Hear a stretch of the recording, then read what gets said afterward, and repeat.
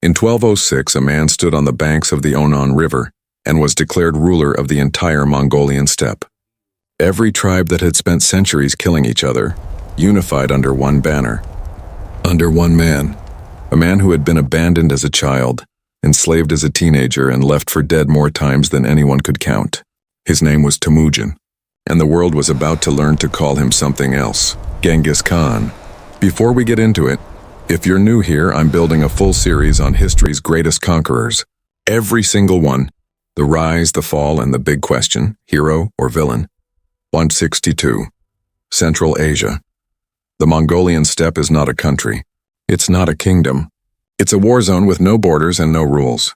Dozens of tribes, the Mongols, the Tatars, the Merkits, the Naimans, the Karaits, are locked in a permanent cycle of raiding, killing, and stealing from each other.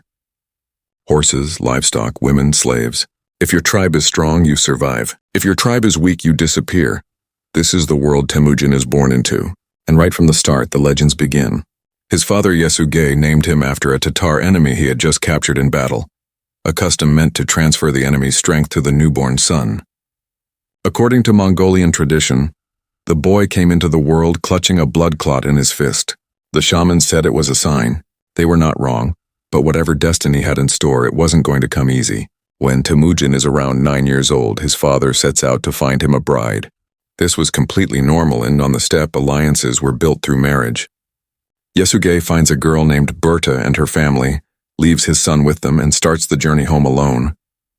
On the way back, he stops to share a meal with a group of Tatars. They recognize him. They poison his food. By the time Yesugei reaches his own camp, he is dying. Within days, he is dead. Now here is where it gets truly brutal. When the tribe learns their leader is gone, they don't rally around his son. They don't protect the family. They pack up and leave.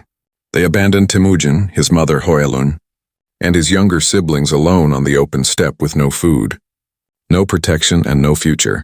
His mother, and remember her name, because she deserves to be remembered, Hoyalun, does not collapse. She forages for roots and berries. She feeds her children through the harshest winters. She keeps the family alive through sheer stubbornness and will. And Temujin learns something in those years that most conquerors never truly understand. What it feels like to have absolutely nothing. But it gets worse.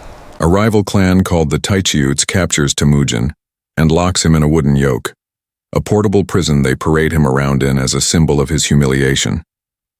He escapes. He hides in a river. He is helped by a sympathetic family and disappears back into the steppe.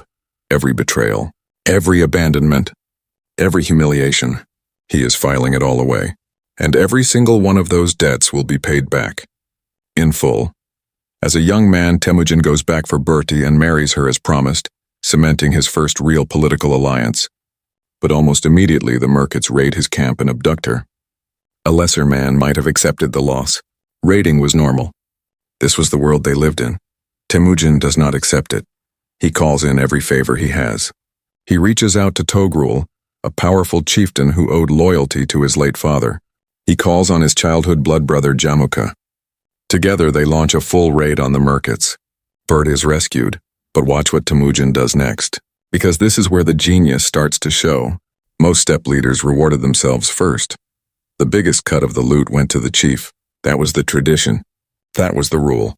Temujin distributes the spoils generously. He rewards the soldiers who fought for him. He makes men feel that loyalty to him actually pays off. Word spreads. Warriors start coming to his banner. His friendship with Jamuka, however, starts to crack. They are brothers in almost every sense, but they have completely different visions of what leadership should look like. Jamuka believes in the old system. Noble blood determines rank. You are born into power. Temujin believes in merit. He promotes men based on what they can actually do. He doesn't care where you came from. He cares what you can deliver. This is revolutionary on the steppe, and it terrifies the old aristocratic clans. Eventually, Jamuka and Temujin go to war. Over the next decade, Temujin wages a series of calculated, often devastating campaigns against every tribe that had ever crossed him or stood in his way. The Tatars, the people who murdered his father, are destroyed. He reportedly orders the execution of every Tatar male taller than a wagon wheel axle. The rest are absorbed into his growing force, the Merkits. the Naimans, the Kurites. One by one they fall or surrender. Even his old patron Togrul is eventually outmaneuvered when Togrul's son begins plotting against Temujin, and finally, Jamuka, his oldest friend and greatest rival. When Jamuka is captured, Temujin does something that reveals a deeply human side of this man.